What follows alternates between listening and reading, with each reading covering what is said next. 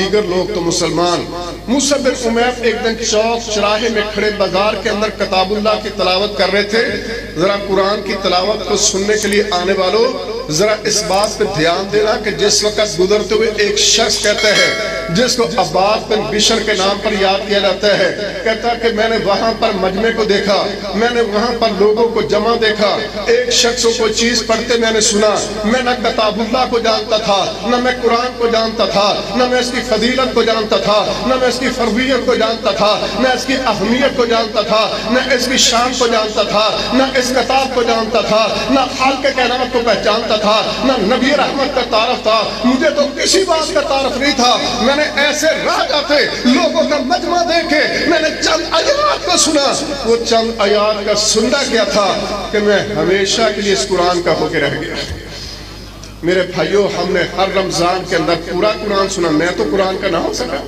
ساری رات ہم کتاب اللہ کی تلاوت سنے اور اپنی زندگیوں کو تبدیل کرنے کے لیے تیار نہ ہو۔ بے نماز اسی طرح سے بے نماز اٹھ کے چلا جائے، زکوٰۃ کا انکار کرنے والا اسی طرح سے رہ جائے، رمضان آئے تو روزہ نہ رکھنے والا پھر روزہ نہ رکھے، ہم قرآن بھی سنتے چلے جائیں، اللہ کی بغاوت بھی کرتے چلے جائیں، ہم قرآن کو سنتے بھی چلے جائیں، نبی کی نافرمانی بھی کرتے چلے جائیں، ہم کتاب اللہ کو سنتے بھی چلے جائیں اور صحابہ کے ساتھ مخالفت بھی دلوں میں ہو، اور دیکھیں کتاب اللہ کو بھی سنیں اور اسلام کی مخالفت۔ یہ کیا قرآن کا سننا، یہ کیا کتاب اللہ کی محبت، یہ کیا درد ہے۔ اور میرے بھائی آئیے مجلس میں آنے والوں کچھ حاصل کرنا چاہیے، سیکھنا چاہیے، اپنے سے سوال کرنا چاہیے، اپنے گریبان کو چکنا چاہیے، مجھے کتاب اللہ نے کیا دیا ہے، میرے اندر کیا تبدیلی آئی ہے، میری زندگی کو کیا بدلا ہے، میں نے اپنے کو کہاں تک کتاب اللہ کے ساتھ جوڑا، میں نے اپنی اولاد کو کہاں تک کتاب اللہ کے ساتھ جوڑا، میں نے اپنے آپ کو اس دین کے ساتھ کہاں تک جوڑا، میں نے اہل خانہ کو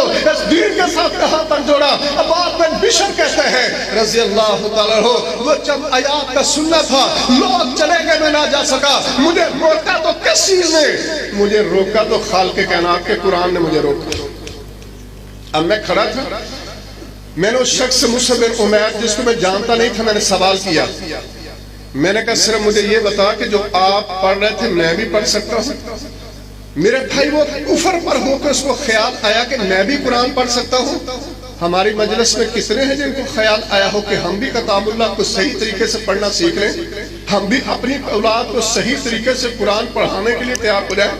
ہم بھی دیکھیں اس پر عمل کرنے والے ہو جائیں۔ وہ کفر پر ہے، ابھی کلمہ نہیں پڑھا۔ میرا سوال کا جواب کیا تھا؟ مصعب بن عمیر رضی اللہ تعالیٰ نے کہا کوئی شک کی بات نہیں، کتاب اللہ کو تو پڑھ سکتا ہے لیکن پڑھنے کے لیے شرط کیا ہوگی؟ مجھے بے تابی نے بے قراری نے اس بات سے مجبور کر دیا۔ میں نے پھر سوال کیا کہ مجھے بتا دیجئے کہ وہ دیکھے کون سی شرط ہے۔ اس نے جواب کے اندر کہا اگر تو کتاب اللہ کو پڑھنا چاہتا ہے تو تجھے کلمہ پڑھنا ہوگا۔ میں نے اگر کلمہ پڑھا تو کتاب اللہ کی محبت کے اندر میں نے کفر کو چھوڑا، تو کتاب اللہ کی محبت کے اندر میں نے شرک کو چھوڑا، تو کتاب اللہ کی محبت کے اندر میں اسلام پر آیا، تو کتاب اللہ کی محبت کے اندر میرے دل میں ایمان اترا، تو کتاب اللہ کی محبت کے اندر میں نفاق سے بچا، تو کتاب اللہ کی محبت کے اندر میں بدعت سے بچا، تو کتاب اللہ کی محبت کے اندر میں نبی کے ساتھ جڑا، تو کتاب اللہ کی محبت کے ساتھ میں نے توحید کو سمجھا، تو کتاب اللہ کے ساتھ یہ ساری نعمت، تو کتاب اللہ کے ساتھ پھر میرا کتاب اللہ کے ساتھ اللہ کیا تھا۔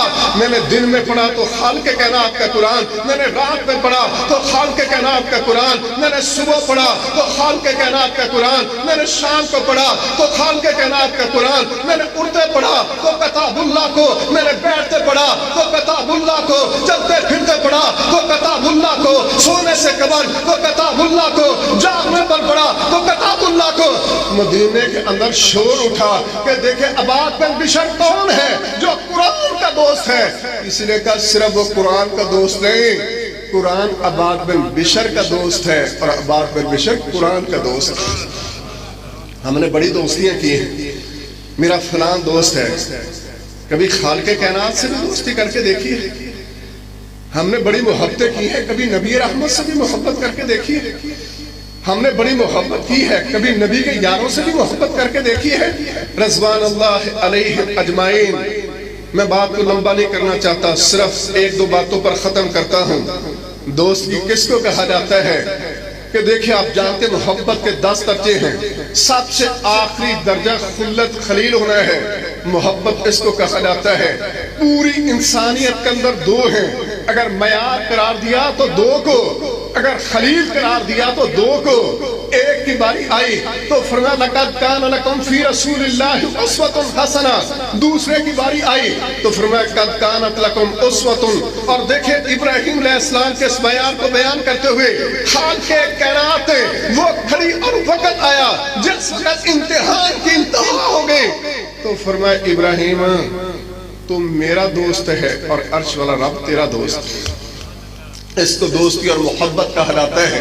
اور عباد بن بشر رضی اللہ تعالیٰ فرماتے ہیں میں نہیں جانتا تھا، مجھے علم نہیں تھا کہ یہ کتاب اللہ اس قدر مجھے بلندیوں پہ لے جائے گی۔ رات کی کھڑی تھی، مسجد نبی کی دنیا تھی، میں مسجد نبی کے اندر تنہا کونے کے اندر رات کے اندھیرے سے فائدہ اٹھا کے کتاب اللہ کو پڑھ رہا تھا۔ اور میرے بھائی فرائض کو ادا کیجئے، تہجد کے لیے رات کو قیام کے لیے کھڑا ہونا، کتاب اللہ کی تلاوت کا اس اندھیروں کے اندر پڑھ دینا۔ میں کتاب اللہ کی تلاوت کر رہا تھا، مجھے اندازہ نہیں تھا، میں اس بات کو نہیں جانتا تھا اللہ کے رسول صلی اللہ علیہ وسلم اپنے حجرے کے اندر تشریف فرما تھے اور آپ بیٹھے عباد بن بشر کا قرآن سن رہے تھے۔ اما عائشہ رضی اللہ تعالی عنہا فرماتی ہے مجھے جاگ آئی، میں نے نبی رحمت صلی اللہ علیہ وسلم کو دیکھا، میں حیرت کے ساتھ دیکھنے لگی کہ یہ کون خوش نصیب ہے جو رات کی گھڑیوں کے اندر وہ کتاب اللہ کی تلاوت کر رہے ہیں، جب یہ رحمت صلی اللہ علیہ وسلم اس سے قرآن سن رہے ہیں جس کا قرآن سننے کے لیے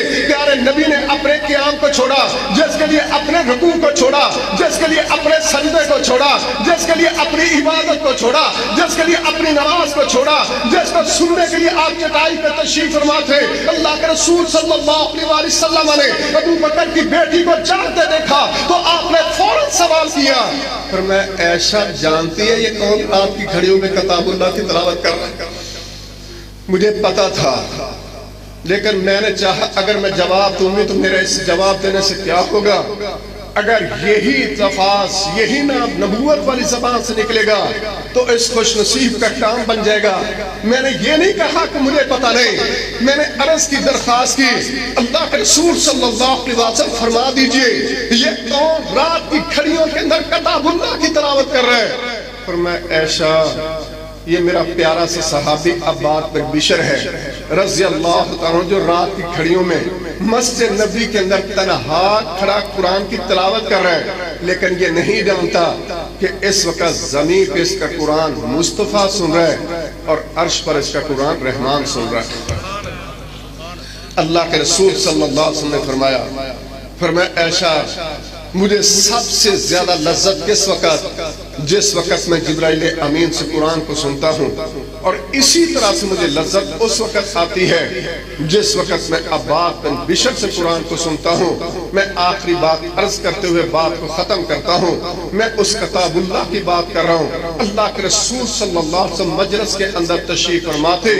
جس وقت آپ نے ابی بن کعب رضی اللہ تعالیٰ قاری قرآن کی طرف اشارہ کیا، فرمایا ابی ذرا کتاب اللہ کی تلاوت کر۔ کہا اے اللہ کے رسول صلی اللہ علیہ وسلم یہ قرآن اترا تو آپ پر، اگر قرآن ہم نے سیکھا تو آپ سے، ہم نے قرآن پڑھا تو آپ سے، ہم نے قرآن سنا تو آپ سے، ہم نے قرآن کو سمجھا تو آپ سے، ہم نے قرآن کو جانا تو آپ سے۔ یہ آج کیسا منظر ہوگا کہ میں کتاب اللہ کا پڑھنے والا ہوں گا، آپ کتاب اللہ کے سننے والے ہوں گے۔ اللہ کے رسول صلی اللہ علیہ وسلم نے جواب میں کیا فرمایا؟ فرمایا ابی یہ بات میں نے اپنی طرف سے تھوڑو کہی ہے، میرے پاس جبرائیل امین ملائکہ کا سردار تشریف فرما ہے، حال کے کائنات نے اس کو بھیجا ہے، ساتھ یہ پیغام دیا ہے جا میرے نبی کے پاس جا کے میرے نبی کو میری طرف سے پیغام دے۔